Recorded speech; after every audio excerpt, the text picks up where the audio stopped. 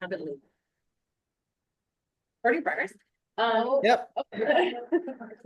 Awesome, Liz. Could you shed that? Oh, thank you. I appreciate it. So Steve, I'm going to take a minute and introduce you, and then I'm going to have the class just briefly say hi to you and introduce themselves briefly, and then we'll get started. So we're so glad you're here. Sounds great. Yep. And so I just asked someone before we got you on Zoom. I asked one of the students what year were you born, and you said 2005, and I said, okay, that's what I thought. And I was just thinking about that because Steve and I were in a master's program, creative writing, together at Hollins University in Roanoke, Virginia, in 99, 2000. So before we were in school learning about. That's how long we've been learning about creative writing. We were in Y2K, so we didn't know if computers, if anything was going to fall apart. Thought everything was gonna.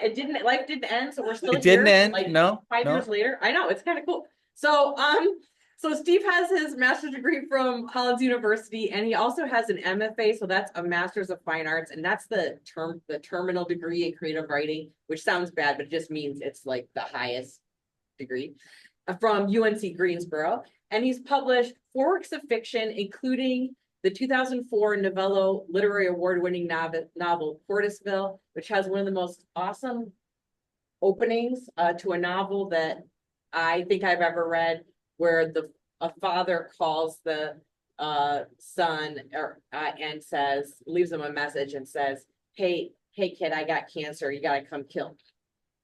And so he sets him off on this whole journey. So I know it's really good. And his more recent novel is titled Hopscotch. He also has a full-length poetry collection, How Birds Fly, which was the winner of the 2018 Lena Scholl Book Award.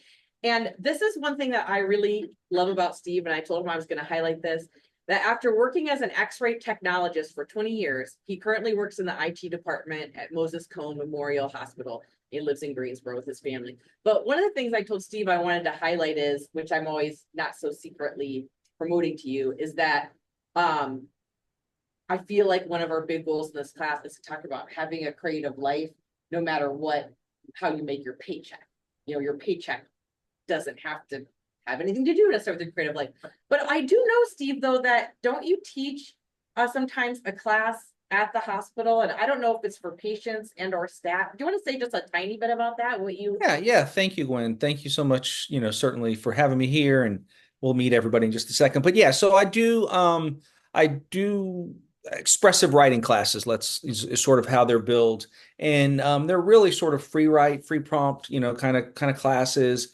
Thus far, we've only done them with coworkers, sort of giving people, particularly through COVID and that type of thing, given some of the staff the opportunity to sort of express different things in different ways. And, I think some people are born writers and don't know it, and so when they start writing some things down, they go, oh, wow, okay, maybe this is something.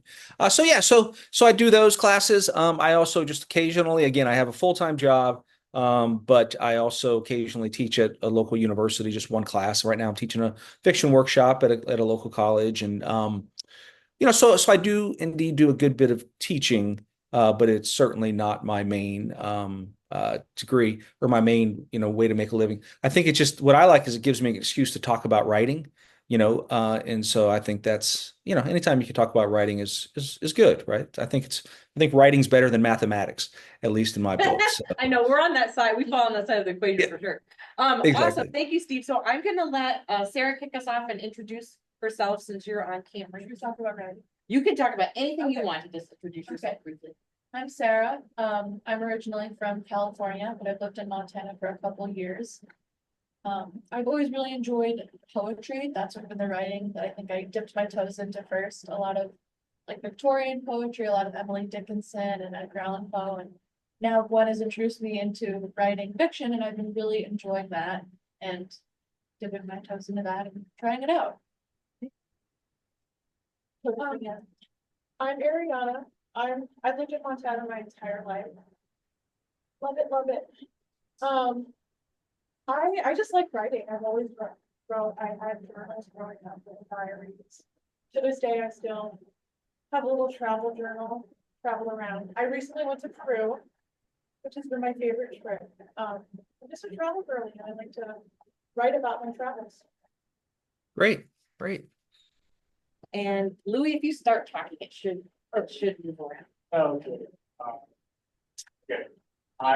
Name's Louis. I lived here in Montana for throughout my life, and I'm kind of used to like literature and books and stuff. And like literature parts from There you are. Edgar Allan Poe to Stephen King to Douglas Adams. This is works, and I was kind of interested in like writing because some stories of mine that I'd like to get inspired from. Cool. Awesome, thank you. Sorry, I don't know why it's not going to the right direction, but Liz, if you can you lean in, maybe I don't know what it doesn't. I'm Liz Morgan. I am a non-traditional student here at Northern. Yeah, I have a family of my own, 2 kids that I homeschool, and I'm here full time, so I feel definitely crazy. And I was alive before 2000, so. Yay. See, we exist. We're still alive, right? You know, so Some of us barely, but yes, we're still here. yes, it does feel like barely sometimes, certainly. All right. And I think we have one more. I was born in 2005. Yes. I've always liked reading and writing. It's always been a big part. Okay. And I'm sorry, can you say your name one more time? Morgan. Morgan. Okay. Thank you, Morgan.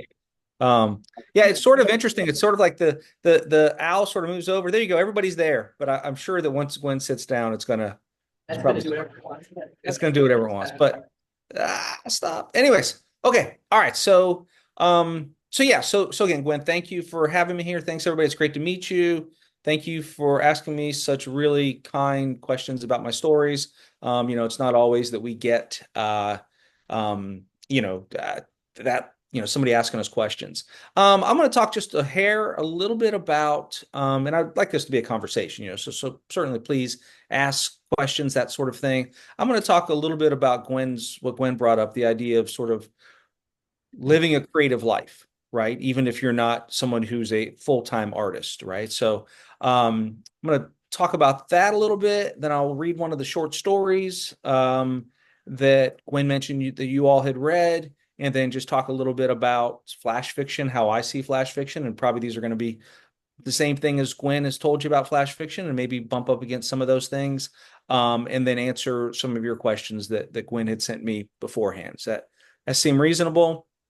All right. So as far as like living a creative life, right? So I think, a couple of people, Ariana mentioned that she had been writing since she was a very young person. I really did not start writing until I was probably in my early 20s, right? I didn't start writing fiction. And the reason I started writing fiction was because I was working at a record store, and the guy who owned the record store, who was about 35, and he had a wife and a kid, and he was in a band, and they had just released an album. Like, I thought this guy was the coolest guy on the whole planet. And I still do think he's a really cool guy. But the thing that got me is he would always come to work every Friday with a stack of books from the Orlando Public Library. We lived in Orlando at the time. And I thought, well, geez, if he's reading these books, I want to read these books. And so that got me reading. And so once I started reading, I sort of had that novice's thought of, oh, this seems easy. I can do it. Right. Which you can do it, but, maybe not quite as good as, whoever, George Saunders or somebody like that. Not quite yet, but we'll all get there one day. And so that got me writing. And once I started writing, I found that I really enjoyed it. And then I took a creative writing class basically at a local community college just to sort of see if my writing was any good. Like, right, like I'd been writing for a few years, and I wanted to sort of, I hate to say compare it to other students, but really I sort of wanted the feedback of a professional professor. I wanted somebody who's and so, the person said, yeah, you're pretty good. You should do this. And that's sort of all it took for me to sort of keep going with writing. Again, by that point, I was already working as an X-ray tech. I worked second shift, but I wrote every morning for a couple of hours, mostly just writing short stories. And then after that, I went to graduate school where I met Gwen, and then graduate school where in Greensboro. And, of course, at that point, I thought I was going to be a, full-time writer. I was going to graduate from my MFA program, and, the world was going to come knocking, asking for the next piece of writing from Steve Cushman.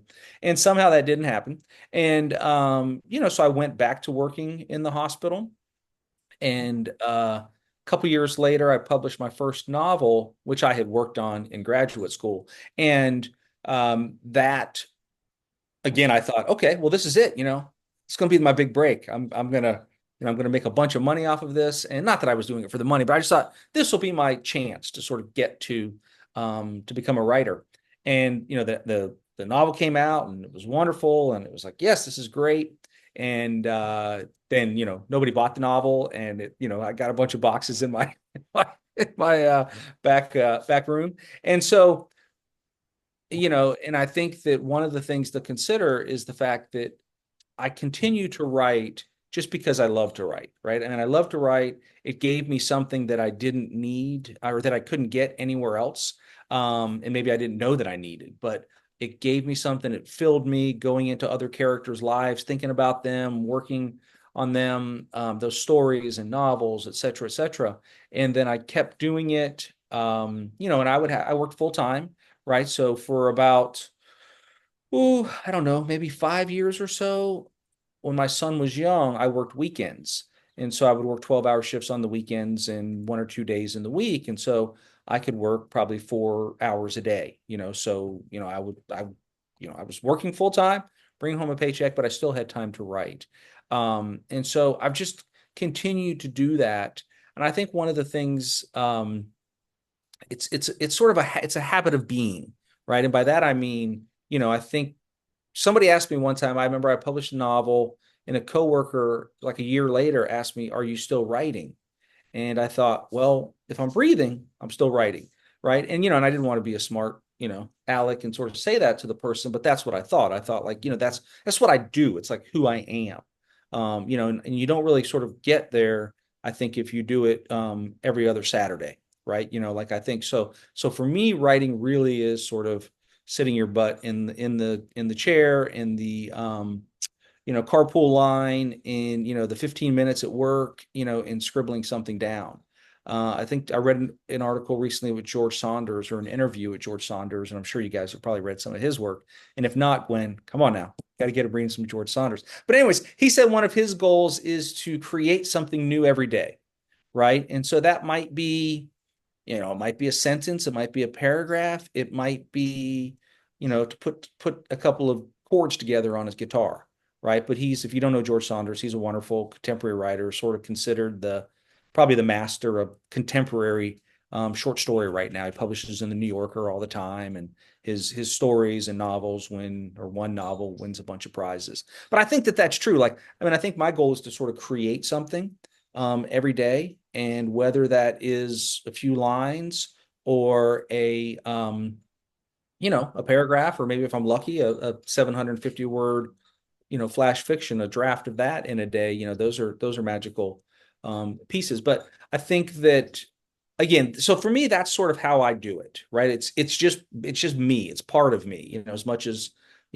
these eyes, these color eyes, and these, these size ears. It's just who I am and what I do. And it doesn't feel like a precious thing, right? I think that's something I always tell my students is like, writing is a precious thing, and yet it can't just be a precious thing, right? I mean, you can't just wait for inspiration. Somebody said this, I don't remember who it was, but they said, but I agree with this, but they said, I don't necessarily believe in inspiration, but it knows where to find me every morning at 6 a.m. Right. So, so they're, and that's pretty much what I do. I pretty much write every morning. And I go from there. And again, I think the longer that I write, if I have to take a day or two off for whatever reason, if I'm traveling to see family, or if I'm doing whatever, it's less of an issue for me as it was when I was much younger. I felt I really had to write every day. I really had to do it every day. And I think I've come to realize lately that the reason that I pushed myself to do that was because I had to prove to myself that I was a writer. And the only way I could do that was by writing every day. So I think that is really good advice to do it, even if it's a sentence. I mean, we can all write a sentence, right? We can all find time, right? While you're rinsing the shampoo out of your hair, you can come up with a good sentence, right? I mean, there's always some time that you can find. I will also say that about 10 years ago, I started a different job, and that job gave me a lot less time. It's in IT, and it's gave me a lot less time. And I went from having a couple of hours a day to maybe an hour a day of free time in the morning. And so I started writing poetry. I'd never thought about poetry again with the novice's idea of, I only have 15 minutes. I can write a poem. Surely you can put together, 12 lines. I'm sorry, Gwen.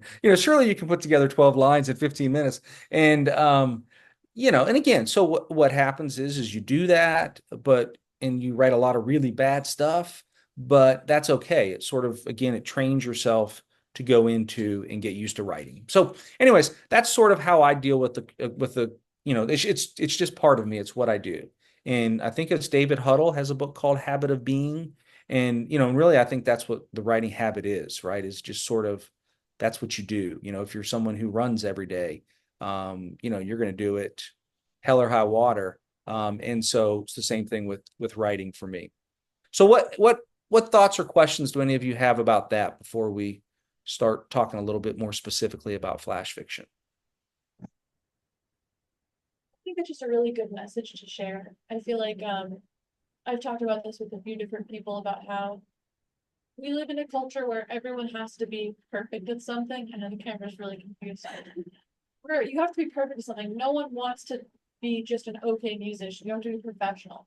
No one feels comfortable sharing a painting because they didn't go to school, they didn't go to art school or whatever. And so I think the idea of just do it to enjoy it. Don't be perfect. So that I think everyone could benefit from hearing right now. Yeah, I think that's a great point. My son is 22 years old and he's in college, and he likes to draw, so he draws all the time. And and of course, talking to my parents here that I'm visiting, they say, well, why doesn't he go to art school, or why doesn't he get a degree in art? Because he's getting a degree in history. And it's like, well, you don't have to get a degree in that thing if you just enjoy doing it. And so certainly, anyways, so yeah, I think that's, yeah, there is that desire that everything has to be perfect. If you don't publish your short story in the New Yorker, it's not any good. If it doesn't end up in the best American poetry collection, the poem's not any good, right? There is a tendency to think that, but we also know that there's many places to feature good art and writing, and so yeah. Thank you, Sarah. All right. Any other thoughts or questions on that? I will say that I probably. Sorry, Louis. Oh, sorry. Go ahead. Go ahead. I was gonna say, I was wondering about that guy who got that record, deal, like from that record store when he first, Yeah. So it was down in Florida, right? It was down in Florida. Yes, sir. It was in Orlando. Okay, so was he like popular or? No. So again, he was. So I think this brings up exactly what Sarah's saying, right? Like, and I didn't say this earlier. No, I mean it was basically an album that he put out. I mean, I don't know that it was self-published or anything like that. I don't quite know. But I was 19, 20 years old. But he had this visible, this tangible thing that he was walking around with. It had his picture on it, and you could play it, and it sounded pretty doggone good to me. It's kind of folk rock. Imagine Orlando folk rock in the late 80s. I have no idea what it would sound like, right? I mean, it wasn't punk, it wasn't like alternative, it was kind of more jangle pop, if you will. He was a big Beatles fan, but anyways, I think again, like you bring up a great point. I think he's a musician. I'm still friends with him. He, I think, released one more album of music, but still he plays, today he plays music every day. He actually wrote and published a book on Davy Crockett. He's a history buff. It's not a subject that I would be interested in at all, but it's something he was interested in, and he published it, and did well with that. But yeah, he still plays music today, and I still think he's a The 55-year-old version of Steve still thinks he's pretty cool, but the 20-year-old version, he pulled me in. So it's a good question. His name's Jim Boylston. And actually, now that you say that, I bet if you go on YouTube and look up the name of the band was Whamarama, WAM-A-RAMA. So that'll be our assignment. See, I think I like 5-10 years ago or something went on there just to see. And I think anybody can put anything on YouTube, right? So all right. Any other thoughts or questions before we move? So, well, one thing I was going to say, so with flash fiction, I've been writing flash probably, as far back as when I was in graduate school with Gwen. So, quite a long time. And flash always sort of spoke to me for some reason. I can't quite, like if I'm going to read something, right? Again, primarily today I write poetry and flash fiction. I don't know if I'll ever write another full-length novel. And I'm not sad, and trust me, the publishing world is not sad either. But I'm happy writing those two things, those two types of writing. And so, when it comes to reading, I would say I probably read more novels than anything else, right? Like, I mean, that's sort of where I go to. I read novels or bad rock bios, right? So I grew up in the, late 80s, so it was all bad, really bad heavy metal and things like that.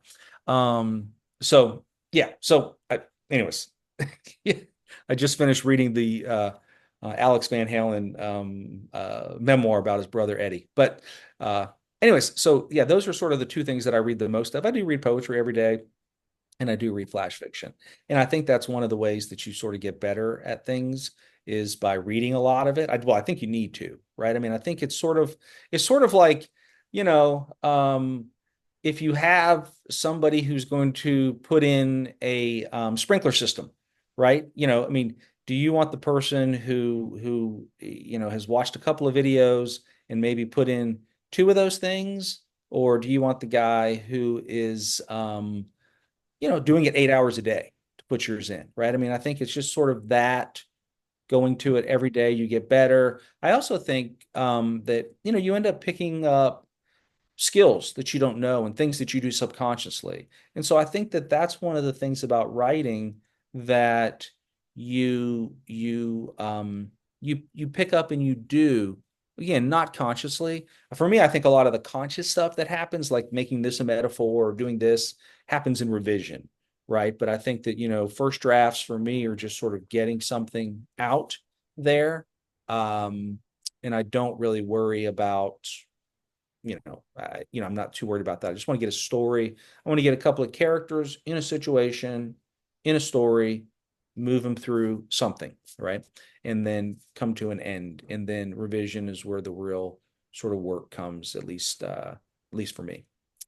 So, there's other people maybe that are smarter and that can do it all at once, but that's not my experience. So, all right.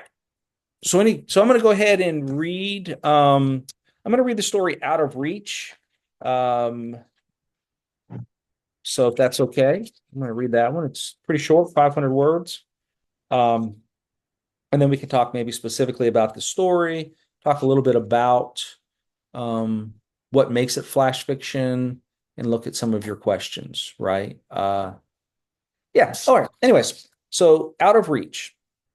My father and I stood in the field behind our house, a cigarette between his lips, playing catch. He wasn't actually throwing it to me, but beyond my reach. Come on, he'd say, you can get it. But he knew I couldn't. That was the whole point. He threw it too far over my head, a foot or two to my right or left. Still, each time I ran after the ball, stretched for it, but there was no way. I'd pick it up and throw it back to him as three ibis walked along the tree line, pecking at the ground for something I couldn't see. I can't remember exactly why we played catch that day. It's not like we ever played many sports together, but this was the year I turned 13, the year before he died, the year I moved 2 hours away from him to Orlando with my mother and her new husband. Maybe he brought me out here to humiliate me, to pick a fight with his kid or with my mother through me.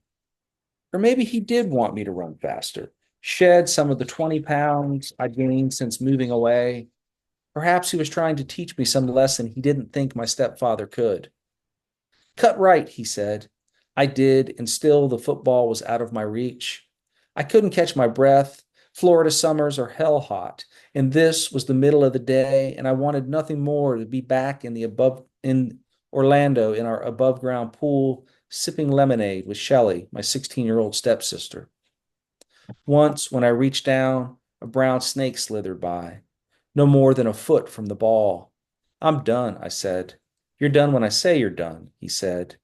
We played for another hour, though it felt like 12.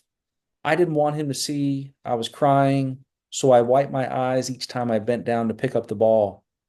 Between throws, he'd ask questions. How's your mother? What's Dick? My stepfather's name was Derek. Like, the big shot take you to Disney yet? And I'd mumble a response. Fine. I don't know. No. Then he threw one closer. I touched it with the tip of my right middle finger, juggled the ball twice before it hit the dirt. When I picked up the ball and turned back, he was walking toward the gate. Let's play some more, I said. I knew what I was doing. He didn't say anything, didn't look back. Come on, Dad, I said. Come on. Finally, he stopped and turned. He had a fresh cigarette in his mouth. And while I couldn't make out all the features of his face, I could see his beard had started to turn gray. I could see what we'd done to him, but I was just a kid. I held the ball between us, and he hesitated for a second before taking what I offered. So, that's a story that I probably wrote, I don't know, 5, 6 years ago. I think it came out in 18, something along on the lines. But for me, it was a story that I wanted you to sort of root. I wanted the reader to root for somebody different at the end than they did at the beginning, right? Because I think, at the beginning of the story, you think this dad's a jerk, right? And maybe he is, right? Maybe he is a jerk. But by the end of the story, I think that you sort of realize, or I hope, well, everybody can interpret the story any way they want, but how I viewed the story was that by the end, the father was much more sympathetic, right? And sort of the young 13-year-old narrator was sort of able to see or realize perhaps that, he slash they, being him and his mother, had the power to sort of hurt his parents or hurt a parent, right? And I think that was so that was sort of my idea when I was writing it. Of course, I didn't necessarily think about that when I started the story, right? I mean, I just had this story of this father and son playing catch in a hell hot, dirty backyard. There was grass was all gone, it was all dirt, and every time the ball would hit the ground, puffs of dirt would fly up and those sorts of things, and that probably didn't even make it into this version of the story. And I wanted it to have that Florida flavor of, ibis walking around. Always seems to be snakes around here. I guess I could have thrown in an alligator, but that may have been a little heavy-handed. So yeah, so I think those were some of the things that I was thinking about when I started the story. Again, I can't say that when I started that I would have thought I'm going to have this change at the end where the father becomes much more sympathetic. I think it was when I started, the impulse was probably just to show this, jerk of a father, right? And then by the time I got to the end, I felt like he had to be more sympathetic in a way for the story to be round and for the character to be, if the character never changed, if the 13-year-old boy never changed in the story, of course that wouldn't be as I don't know, successful or as satisfying of a story arc. Anyways, so those are some of my thoughts about the story. I hadn't read the story in probably, again, I think it was published in 2017, and I read it again for the first time last night. As I when Gwen told me the stories that you guys had read of mine. So it was nice to revisit that and see. And of course, as I read it, including last night, I was editing it and scratching things out and moving things around. I think that's one of the things I think we've all, or if you go to enough if you go to enough readings, literary events, you'll see writers actually, they're reading from their published book, and they'll have it there and they'll scratch out a line or write something to the sides. And I think it's because it's the impulse of writers to keep working and always edit it, right? I think somebody said, I don't know, I want to say it was Hemingway, but maybe it wasn't. Maybe Gwen knows, right? That writing's never finished, it's just abandoned, and I think that's feels pretty true. There's comes a point where you think like, okay, this is as much as I can do with this, and then I'm going to move on to work on something else. And so that usually at that point, if I'm working on a piece, I'll send it out for submissions, to try to get it published. And the good thing about that is it goes away for 2, 3, 6 months, and you don't have to think about it, right? You think about these other 6 story ideas that you have. And so I think those are, so I like to do that, and it goes out. And while it's out there, your subconscious works on the story, right? I mean, I don't know how many times I have been working on a story, I've been stuck on a story, and 2 or 3 weeks later, I will just, the idea will come to me. Because again, I think for me, part of writing is the physical sitting down and writing. And then the other part is those subconscious things. I think your subconscious does a lot of the writing. At least it does in my case. I don't know if Gwen, if you have that experience. I think you put your questions out into the universe, and your universe answers in some ways. The writer William Trevor, what he would do is he would write a draft of a story. And I don't know if you guys have read any Trevor, but he published a lot in the New Yorker, and he was really big in the 80s, I think. And he was an Irish writer. And he would write a short story, get a draft that he was happy with, and then he'd put it away with a date, March 13th, 2025 on a folder, and he wouldn't pull that folder out again until March 13th, 2026. So he literally would put his story away for a year so that when he read it again, it was fresh. I mean, it was almost like he was reading somebody else's work. But anyways, I digress there. So Out of Reach. So what thoughts or questions do you have about that particular story? I think one question I did see was, do people, or how true, how true are your stories, right? And I think that it's less expected to be true in fiction or flash fiction, though we all know, we all write from our experience or our imagined experience. So there's certainly some of me and my father in this, and my father died when I was young, in this particular story, though this specific thing did not happen, this conversation, but my mother did move with her stepdad to Orlando, did have a stepsister that spent all of her time in the above the ground pool, and we drank a lot of lemonade, right? So I'm like, there are true facts, there are true things about the story, but the story itself is not true. I think it's interesting because, again, like I mentioned earlier, and Gwen can probably speak to this, there's an assumption that when you write poetry, it's true, right? Like, and again, like, there's an assumption that so I write a lot of narrative poems, and so they're stories essentially, but in the form of a poem. And so some people are sort of shocked or, aghast if they realize that it didn't actually happen exactly. I think that's a poetry thing. I think it's, I think we all sort of, or at least maybe I'm saying we, assume that everything a writer writes has to come from their life in some way. Again, whether it's things they believe or things that they sort of rebel against. So that's at least what I think. So good question.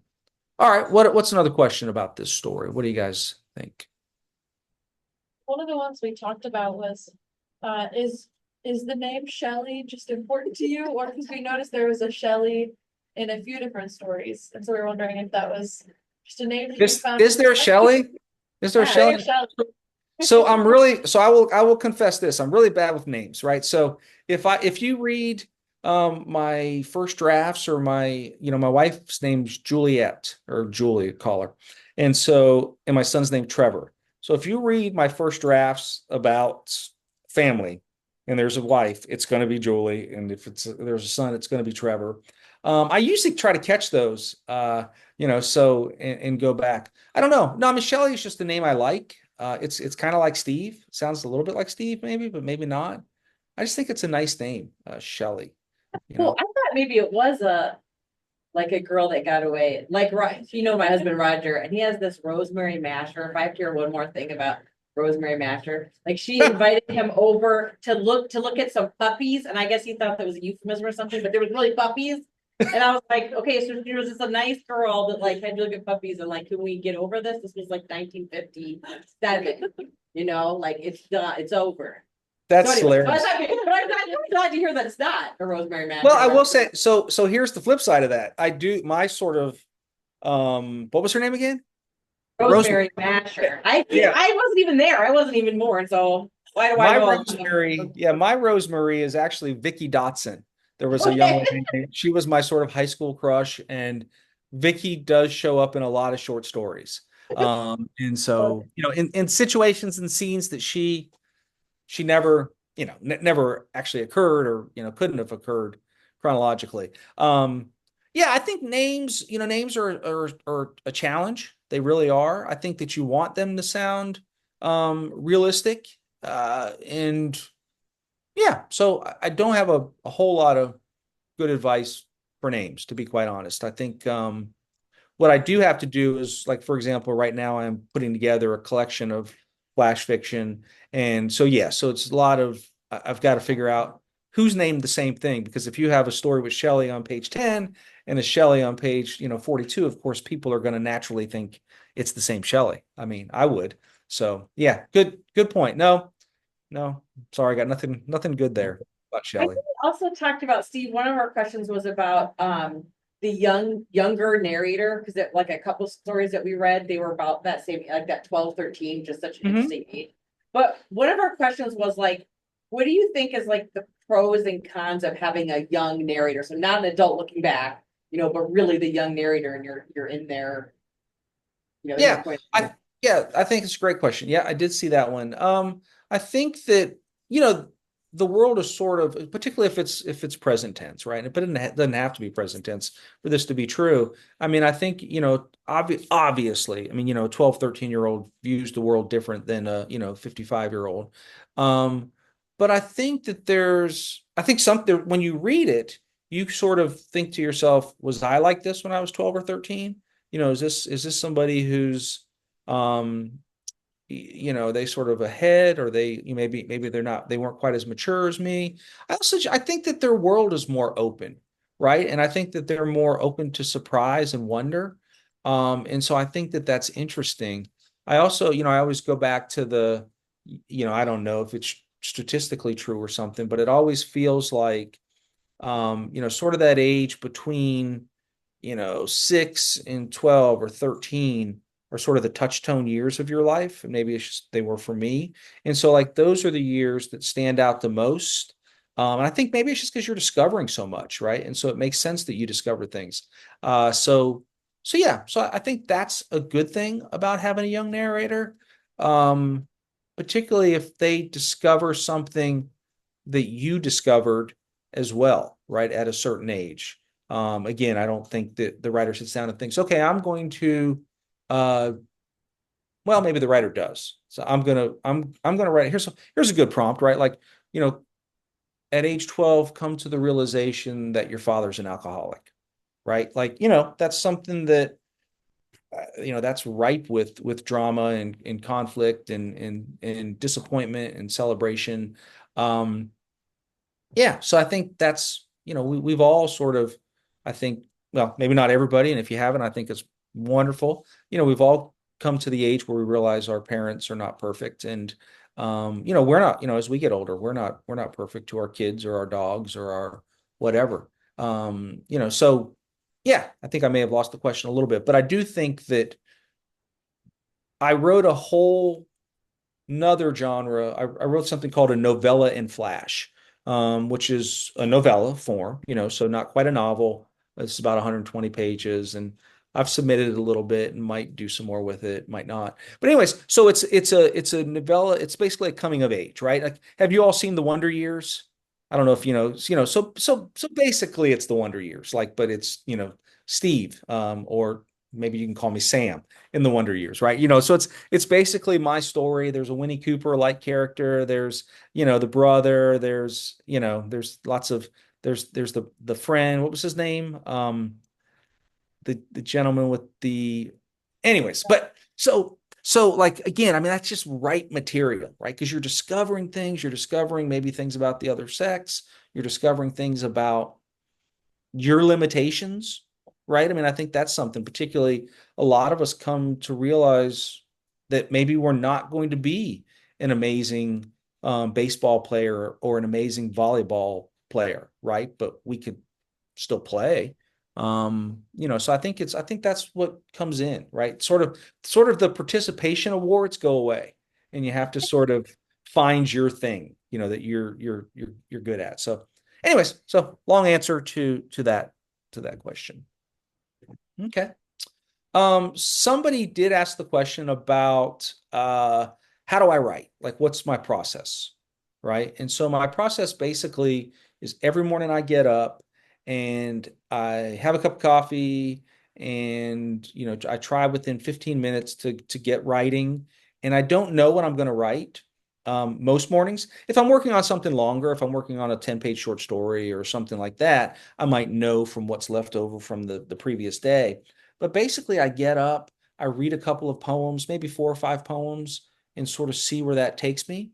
And then I just start writing. Oftentimes, maybe not oftentimes, um, many times, I don't know if what I've written is a poem or a flash fiction piece, right? Except for when the poem gets at about the 700-800 word, you know, length. I think, maybe this is a flash fiction piece. And so yeah, so I really get up. I don't have a particular agenda except to get something on the page. Um, I'm always sort of thinking character. I'm most interested in character and situation as opposed to writing a story about addiction or writing a story about a theme. I think those things come later. At least that's my experience. I just want to put two people in a room, like, for example, if I just had two of you in this room with one cup of coffee and you're both just waking up, like, how do you navigate that cup of coffee, right? Do you share it? Do you, I don't know. I mean, I think that's interesting. And so I go from there. One of the things I like best about writing, and I don't think I would, well, one of the things I like most about writing is when I surprise myself. And by that, I don't mean that I surprise myself because I just wrote something brilliant, because that doesn't, that rarely happens. But that, like, I didn't know. Like, again, I sent this character into a grocery store and he was looking for the peanut butter, and he turns a corner and runs into Vicky Dotson, 15 years later. Right. And then there's your story. Right. Like, I wasn't thinking that. I wasn't, yeah, so I think, to me, I have to be surprised to stay interested and stay excited. Now, of course, that may be why I'm less interested in writing a novel today, uh, because all of my novels have taken me at least 5 years to write. And by that, means that you work on it for 6 months, put it away for 2 or 3, take it out for 3 or 4, put it away for a month, work on it for 4 months. So it's not like I'm sitting there for 5 years pounding away on this particular thing. Yeah, every day I try to put characters in a situation. I try to put a person in a situation and see where it takes me. Is there ever like, I have 3 or 4 story ideas right now that are sort of bouncing in my head. So, I mean, I'll tell you one of them, like, right. So his friend told me that when he was, that where he lived a couple of doors down, there was this person that every day, I think it was an older gentleman is how it was described. Every day when this guy would get home, he would take his change from his pockets, and instead of putting it like in a piggy bank or somewhere in the house, he would drop it in the bushes outside the house. Like he would just drop it there. Like he would like get to the front door, put his hand in his pocket and just throw out, $2 in dimes and nickels. And so my friend was telling me that his son and a couple of his buddies would go there every night, with flashlights and steal the money. Well, I don't know if it's stealing at that point, but would go and collect the money. And I've just always thought that was the most interesting story. And I even asked my friend, I'm like, do you mind if I write that? Like after he told me, I'm like, do you mind if I write about that? That's just really cool. I mean, I don't know if it's cool or not, but it's a really cool visual idea. And of course, he said he didn't mind, and then I didn't write it. But I mean, the idea is still there. Like, I mean, and so I think that's an idea for all of you too. That's another prompt, right? Go write that story. Somebody who drops coins every day, and the kids go to collect them. Like, why does the guy do it, right? I mean, why does this guy do it? What do the kids do with the money? I mean, there's just a lot you could do with that kind of thing. And I always have, anything from that's one story that I've thought about for a while. Another story I've thought about, and I've actually tried to write a draft and wasn't happy with it, but it's where grandson comes to stay with the grandmother, and the grandfather died, say 6 months earlier, and his ashes are on the table, and the kid thinks it's like salt, and so he literally puts like some of the ashes on his food. Of course, grandma walks around the corner and says, "What the hell are you doing?" And so then just, comedy ensues. And so anyways, like that's another, it's just kind of, I mean, that's just kind of a weird idea. I mean, but I'm sure it's happened, right? I mean, somebody's eaten ashes by accident.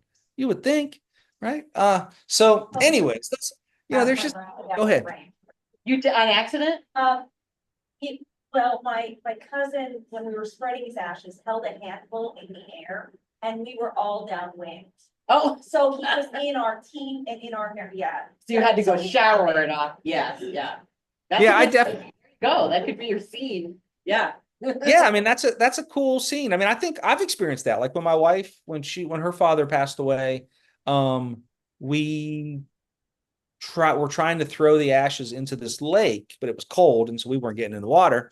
This was in Buffalo, in New York, and so she was throwing them in the water, and they just kept like our clothes were sort of covered with him, And I think that's a normal thing. I think unless you time it or really think about how you're doing it. I suppose if you're out there in a canoe and you sort of put it over the side of the boat, you might be able to go ash free. But otherwise, you're probably going to get some ash on you, which is a great metaphor, right? For this situation. Yeah. So, anyways, I think you asked a question 22 minutes ago. I don't know if I answered it or not, but yeah. All right. What other stuff? So that was writing process. Titles. I know somebody also asked about titles. And again, if people have questions, please don't hesitate to ask. Once I get talking, I can't stop talking. Just ask Julie, So titles I find either come quickly and easily, or I really struggle with. And I would say that, knock on wood, more times than not, they come relatively quickly. Like this one, Out of Reach, it was a line in the story, and yet it resonated. Most of them come from lines in stories, or if it's a poem, usually it's a line in the poem. And so so I think a title should, one, it should make sense with what you're talking about. Two, a title should be interesting, in the sense that it should mean more than just this. Like if the story is about eating grandpa's ashes, it probably shouldn't be called Eating Grandpa, right? I mean, like that's a little too easy, a little too on nose, right? I mean, it should be called, well, I don't really know because I wasn't successful in writing it, but I don't know. There's 100 different things. Ashes is better than eating grandpa's ashes, or that's not salt. There's a lot of different ways you can do it, but I think within the story, lines within the story sort of find their way. Gwen, what about you? How do you manage titles? I think it's a lot what you say. that it can often come from the piece itself.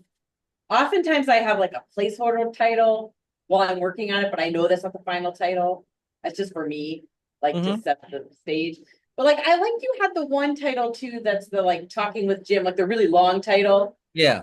We were talking about how that sets up, since it's such a short story, it sets up who's there, where are we, you know, like all these things so quickly, you know, that it's really, it does a lot of work. Yeah, I think that's a great point. Yeah, I wasn't even thinking about that, but I think also I'm in a writing group with actually with Gwen's husband Roger and another writer from North Carolina named David Dixon, and we were sort of having a competition. At least David and I was. Roger's over there busy writing the Great American Novel, and we're writing silly poems. And he's so David and I were sort of having in Roger's novels. Roger's a wonderful, wonderful writer. Da so David and I were sort of having this competition where we would write the silliest titles that we could come up with. Not that that's necessarily a silly title, but the longest title, right? Because again, like Gwen said, I mean, your title should do some work. And in that particular instance, it does set up, it does set up the situation. I wouldn't be surprised, the story Sandwich Love, etc. That was probably just a filler title that I put there because there's sandwiches, there's love, and there's other stuff, right? And I sort of thought, it captures it. I don't know that I need to change that. But yeah, I think, that tradition of that long title, like Gwen mentioned about Lily and Theo, that's sort of a tradition too from poetry, right? That sort of run-on title that goes into the first line of the poem and whatnot. So yes, I think titles can do any of those things. And I also like Gwen's idea that, to let a filler title is fine until you're ready to show it to somebody, right? Let's see. And if you have a question, I'm just sort of looking at the list of somebody asked the idea about endings. It looks like Morgan and Vivian both asked about endings and like, do I sort of know the ending? Do I plan my endings out, etc. I would say that 90% of the times, no. But is there ever a situation where I know the ending and then write the story to the ending? Sure, that can happen. But I know that usually I don't. Usually I don't write towards. I don't know the ending when I start the piece. Again, I think it goes with the title. I think once you're in a piece and you're in a story and you're working towards it, and that sort of one of the rules of flash fiction, if you believe in rules, is that the ending should sort of flip things, should change things, should be a surprise, etc. I sort of know that at the end, there's not going to be a smooth sailing ending. I guess unless it's a great blue heron, I guess that could be a smooth sailing flying away there. But so yeah, so I don't usually know them. I think there's nothing better when you read a story or a novel and you read that last line and you just go, or a poem, and you read that last line and you go, wow. You just sort of sit there for a moment. That's pretty magical, right? That a bunch of words together can do that to you. So, all right. Let's see. I think Jackson asked if stories were based on real life, and I did already mention that they can be, but they're not necessarily. How do you deal with dialogue or characters in such a short piece? Is something that a couple of people asked. Well, I think that details in dialogue should be sparingly used and only used to advance the story, whether it's 500 words or 5,000 words, right? And so I think you just have to really sort of parse them down. And I think that's another question that sometimes, and maybe doesn't get asked in this, and maybe it does, I can't remember. Like the question was, it is asked in here, I'm sorry. Like, do your flash pieces ever come from longer stories, right? Do you ever write a 3,000 word story and then winnow it down to 1,000 words? And I would say, again, yes, I've done that, but usually it's not the usual method, right? Usually when I start writing a flash piece, I sort of know it's going to be in the 700 to 1,000 words. For probably 3 or 4 years, I couldn't write anything longer than 1,000 words. And I don't mean that in a bad way. That's sort of where my stories naturally sort of took me, about 3 pages. And so I thought that was really interesting. I haven't written a story longer than 2,000 words in probably 6, 8 years. It's just sort of, it seems like I'm sort of more just honed on these either shorter fiction pieces or poetry.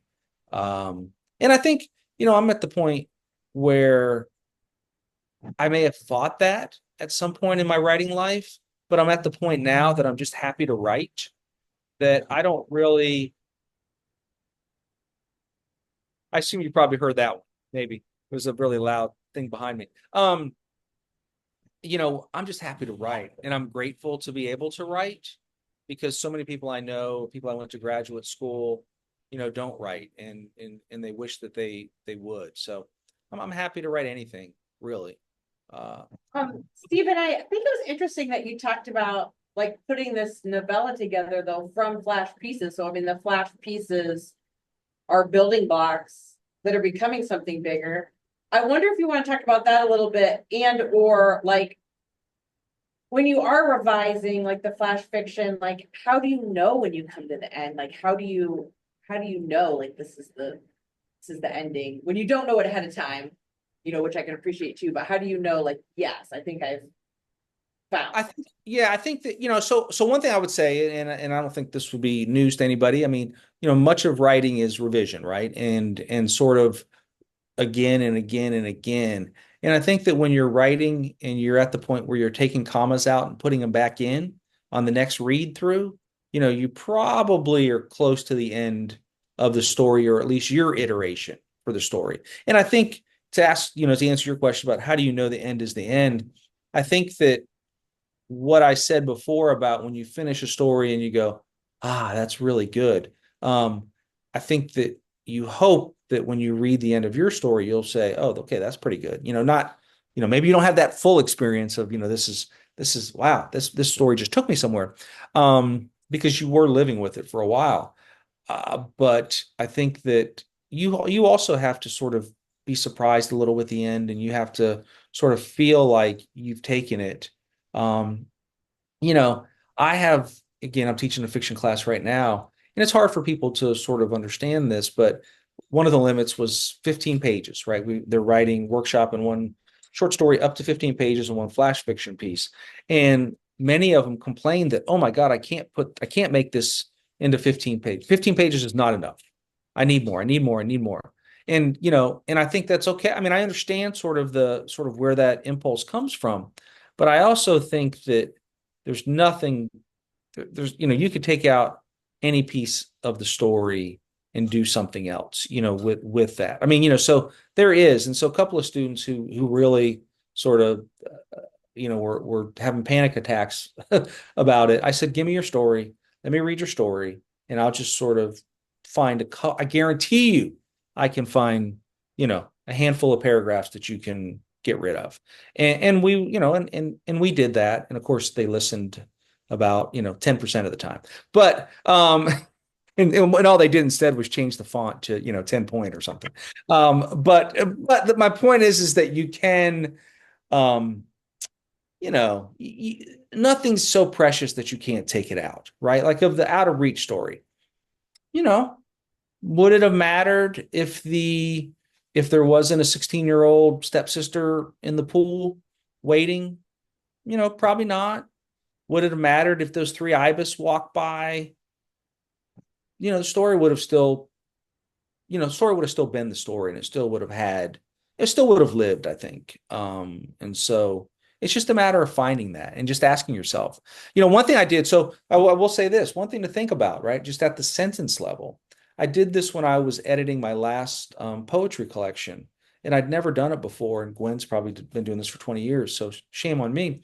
Is what I would do is I would read the poems, from top to bottom, and then I would literally just read the poems line by line from the bottom up.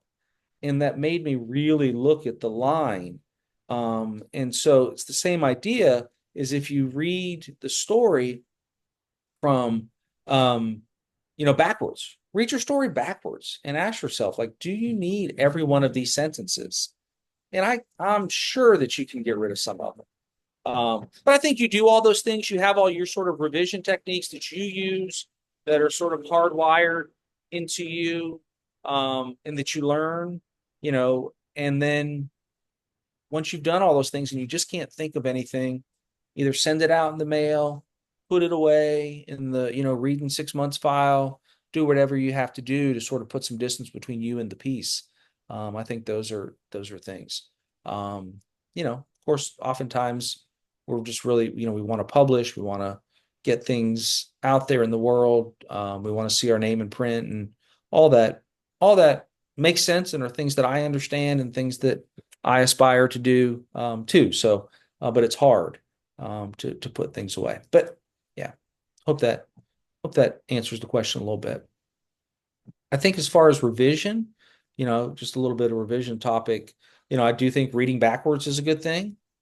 I think reading out loud is good. And I think if you're uncomfortable reading your own story out loud, most computers, most Windows operating systems have a read aloud feature. That's always interesting and somewhat terrifying to hear a computer voice read your story. But it will sort of show you if there's words bumping up against each other. I'm sure we've all had the experience. I have it. I've had it this week where, you read a story and you read it so many times that you realize, or that it makes sense to you, but there's an extra or there's an extra is in there because your mind is editing it as you're reading it, right? So you don't see that thing. But somebody reading it out loud to you or you reading it out loud is really, can be very helpful. Again, distance. Another thing you can do is printing. I don't know if you all print your stories and whatnot, but I generally free write and write on the computer. But when it comes to editing, I do print stuff off and scribble on it and do a lot of work on it that way. I think for me that's important, but maybe I'm an old timer and people don't do that as much. But I just can't see how you could have the same level of detail looking at a screen versus paper. But again, that could just be me. But I certainly recommend that my students do that. All right. What other things? Do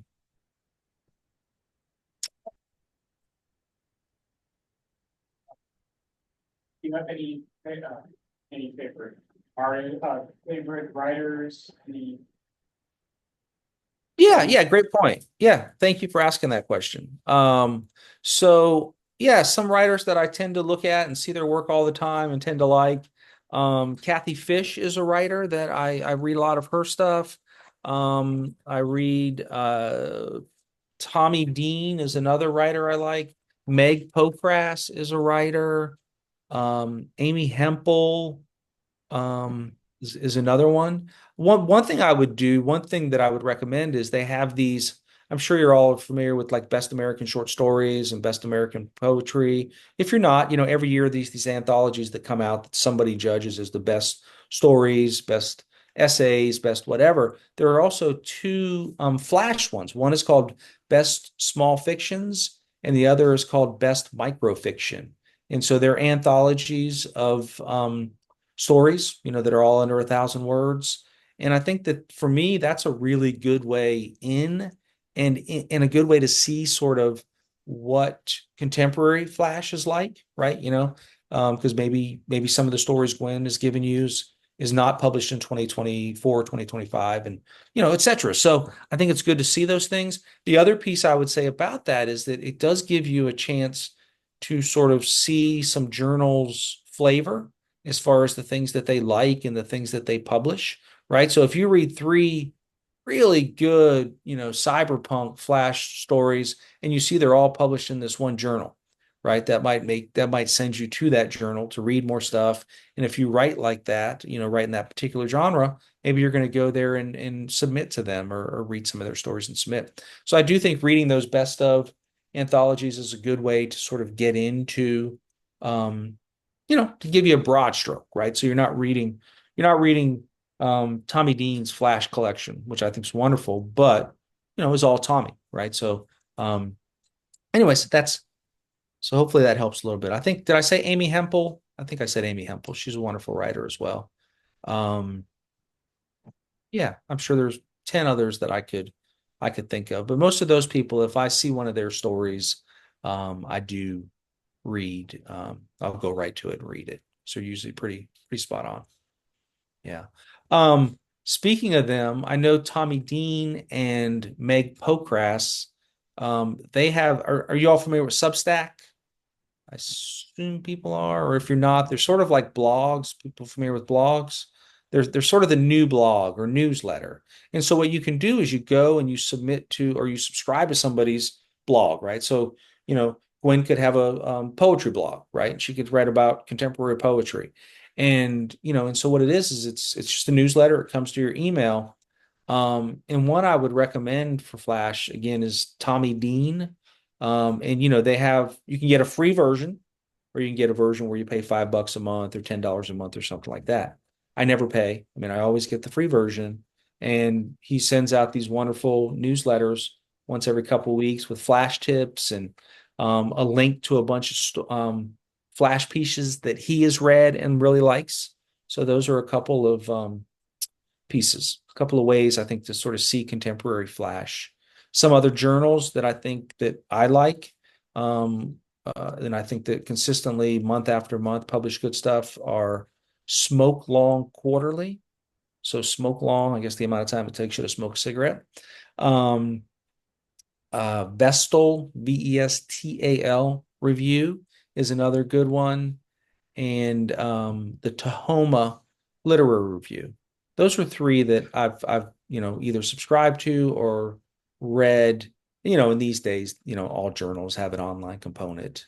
So I think it's interesting too. So as we talk about Flash, I wanted to read sort of, if you go to the website, they will tell you what they think Flash fiction is, right? And sort of here's what the Tahoma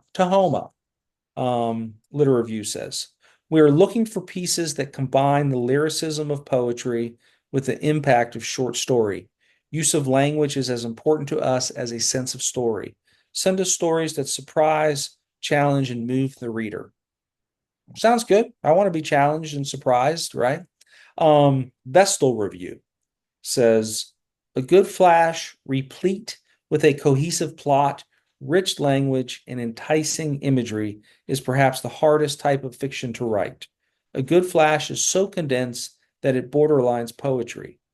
A good flash engages your mind not only for the short duration of its read, but for a long time after. And again, I think that's one of the things is that flash fiction tends to stay with you. Good flash fiction. One more, and I'll stop. I don't want to bore you. Smoke Long Quarterly, it's the other journal I mentioned. They're looking for language that surprises, narratives that strive towards something other than a final punchline or twist, pieces that add up to something, oftentimes, but not always, meaning or emotional resonance, and honest work that feels if it is far more purpose than a writer wanting to write a story. I don't know, I might have got lost a little bit in that last sentence, but again, I think they're interested in splendid language. I think too, something to think about, but I think, good fiction is good fiction, and even flash fiction should have the components that make up good fiction, right? It should have interesting characters, an interesting plot, interesting setting, climax, all those things I do think should be in flash fiction as well as traditional short stories. I think we have, my clock is correct, about 5 minutes. Do we have any other questions? Again, I feel like I've been talking a lot. So the way that we looked at your stories on Tuesday was we had little groups of two, and each person took a story, analyzed it, and then we had someone read it aloud. Mhm. And so myself and Ariana got a chance to look at Out of Reach, just the two of us, to analyze it before Dawn to the whole class. And it inspired me to maybe write the story that my mom told me about her coming home from middle school one day and her stepdad having moved out at Hmm. some point during the day. And then her calling her dad and saying, "You gotta get me out of here before mom comes home," and finds out that her husband has moved Ah, out. And I would have never thought to write something like that had I not read a story about a kid being kind of frustrated with divorce happening. And it never would have came to me. And so I was really pleased to read your story and get some inspiration from it. well, great. Well, thank you for saying that. That really, I think, is thank you. Thank you. I think that's what we hope, that people read our stories and it affects them in some way. That they, again, as a writer, it's going to make you want to write your own pieces, right? I think that's what I think Roger and Gwen and I always joke that whenever we read a really good novel or story or poem or something, we would throw the book across the room out of frustration because we thought, I'll never write that, never write something that good. But of course, you might do that at first, but realistically, you pick it up and you read it again, and then you sit down and you try to write your version of it or try to write something. So I think yeah. Yeah. Did I ever Thank you. tell you, did we ever tell you, Steve, when Roger and I got to meet Rick Bass? And I told him, we have two copies of the watch, like one's supposedly Roger's and one's mine, but we fight over them, and they're ripped like to shreds. They're in like plastic bag, or like, don't touch my Ziploc copy of this. And so I told him, I thought like he would be happy, and he was just like, how do I get away from this?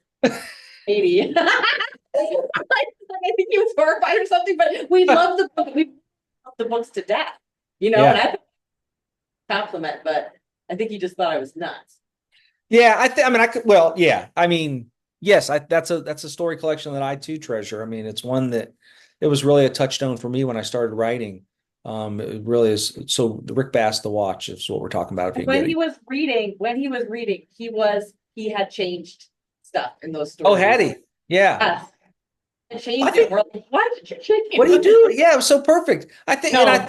think that's it's normal, right? I think so Yeah. many writers do that. I mean, I remember seeing Richard Ford at AWP sort of read something, pause, scratch through it, and then keep reading. I wasn't familiar with the story, so I didn't know what part he scratched out, but I think it's normal, right? I mean, I think we're always, it's sort of like people. We're not the same writers we were 20 years ago. We're not the same people we were 20 years ago. So it makes sense Yeah. that we would always want to continue to revise it and work on it. Exactly. Any last question for Steve? Last question. I was trying to wonder about the ending of Sandwich Love, etc. About this description of this girl hanging out with this long-haired guy, and he drives. I think the point of view of the characters trying to explain, how it ends. I was trying to wonder about. Yeah, sort of what I was going for there. Yeah, so I think it ends outside of like rain as I watch Zoe and Roger, wink, wink, Roger Hart, drive away in his convertible red Porsche. I hope they didn't get wet, but hell, you know how these things will work out. So again, I think maybe it was trying to, the narrator, I think, was trying to, the narrator sort of goes through this journey, right? He like sits down and he's like, I just want a sandwich. And then this girl comes up and she's like, hey, I'm your new girlfriend. And he's like, well, okay.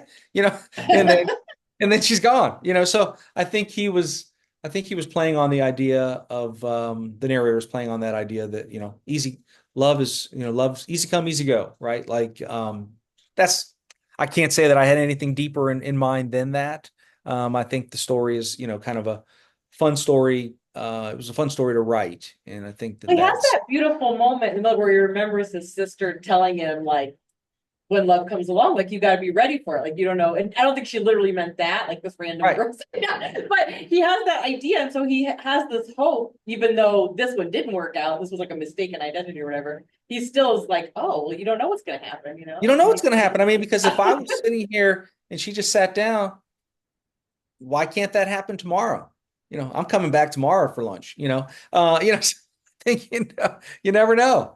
So I think that all of that, but I do think you're right that I think that point, that is where the story sort of becomes something different when you sort of have that conversation with the sister. Yeah. So we all need sisters. Go ahead. Yes, we do. Thank you so much. We really appreciate everything you sharing all these ideas about fiction with us. We really appreciate reading your work. And can we give Steve a round of applause? Oh, thank you all. Thank you. Well, thank you Thanks for so much, Steve. yes, thanks for having. Great to meet all of you, and we'll see you out there somewhere, maybe, hopefully. All right. Yes, Keep thank writing, you so keep much. writing. All right. Y'all have a great day. Bye. You too. Bye.